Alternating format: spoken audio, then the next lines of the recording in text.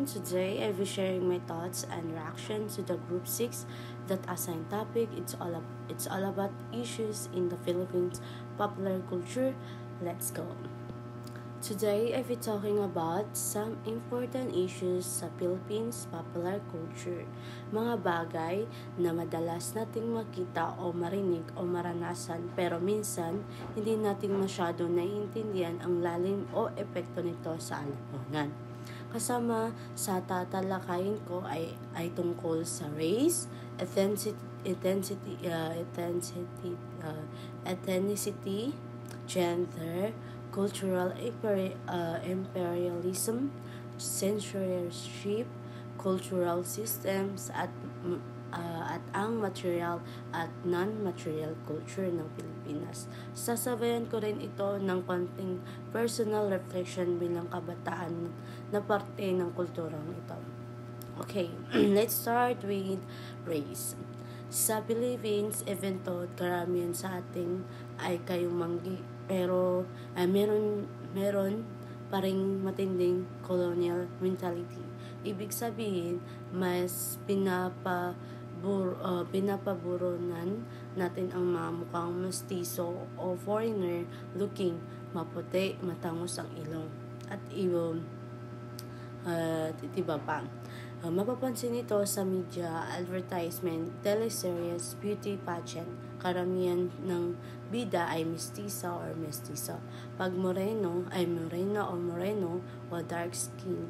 Kadalasan ay supporting role lang or pang komedya. This kind of bias affect our self-esteem and create a false idea na mas maganda ang magpagiging Western. Nakakakalungkot isipin na kahit nasa sariling bansa tayo, minsan hindi natin pinapahalaga ng sariling anyo. Next is ethnicity. Ang Pilipinas ay napaka-diverse. May mga Ilocano o Waray o Cebuano o Tausug o Maranao at marami pang iba, pero in popular culture napakadalang nating silang makita o marinig. Usually pag sinabing Filipino sa TV or movies, laging Tagalog or Maliano ang representation. Paano na ang mga indigenous group halos wala silang boses or visibility sa mainstream media. Dahil dito maraming stereotypes at misunderstanding ang nagiging normal. For example, may mga tribal groups na tinitignan pa rin na backward or uncivilized, which is very unfair. Sa totoo lang, ang mga kultura nila ay mayaman at makaysaysayan at dapat nating ipagmalaki. Okay? Isa pang malaking issue ay gender. Sa pop culture, lalaki pa rin ang madalas na dominant sa mga pelikula at palabas. Ang lalaki ang strong and decision maker, habang ang babae ay emotional, dependent, or object of desire. Sa music videos, advertisement, at minsan kahit sa comedy skit, ginagawang sexual object ang babae. Minsan nga ginagamit pa ang mga gender stereotypes para lang maging nakakatawa. At paano naman ang LGBTQ community? Meron representation, yes, pero madalas ay stereotypical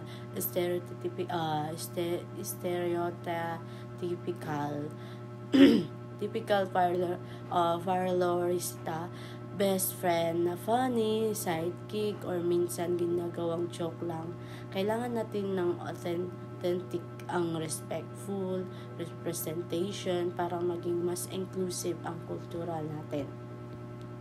Ngayon, punta naman tayo sa cultural imperialism. Sa panahon ngayon, sobrang lakas ng foreign influences, lalo na ang Western at Western at Korean culture. Sa fashion, foods, halos beauty standard, halos lahat important. Okay lang naman na humanga sa ibang kultura. Pero kung nakakalimutan natin ang sariling atin, like OPM, traditional foods, or sariling wika, there's a problem. Ang epekto ng cultural imperialism ay unting-unting nawawala ang Filipino identity sa kabataan. Mas gusto nating McDo kaysa sa karinderya, K-pop kaysa kundiman. We have to ask ourselves, where is the love for our own culture? Next, let's talk about censorship. In the Philippines media, maraming content creators ang nahihirapang maglabas ng truth dahil sa strict censorship. Halimbawa, kapag ang isang pelikula ay may political content, pwedeng iban o i-edit sa TV.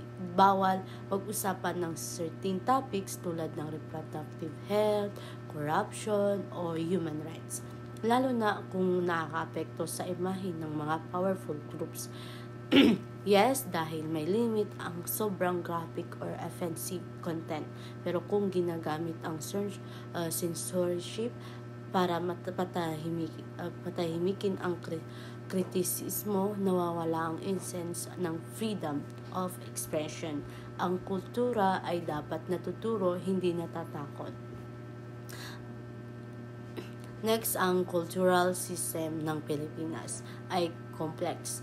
Pinaghalong-halong Spanish, American, Indigenous at modern values. May positive side ito, mas creative at flexible tayo, pero may problema rin.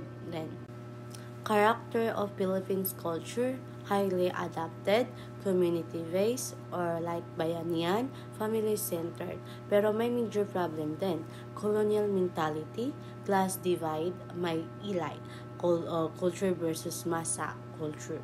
May commercialization, mas priority ang kita kaysa quality content.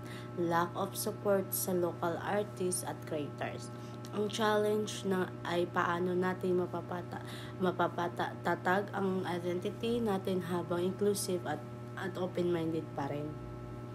Okay, let's talk about material and non-material culture. Material culture, ito yung bahay kubo, barong, G-food, or artwork, madami pang iba.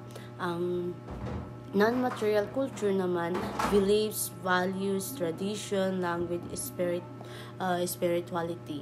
Ang problema, unting-unting nawawala ang pareho. Mas gusto na ng mga tao ang modern houses kaysa sa bahay kubo. Nawawala na ang pagmamano, harana at pananamantaya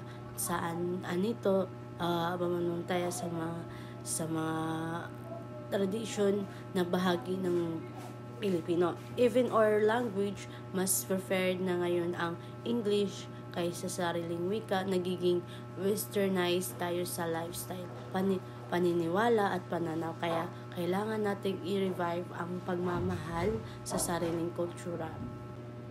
Okay, to wrap up this reflection, masasabi ko ang napakarami nating kailangan pag-isipan bilang mga Pilipino.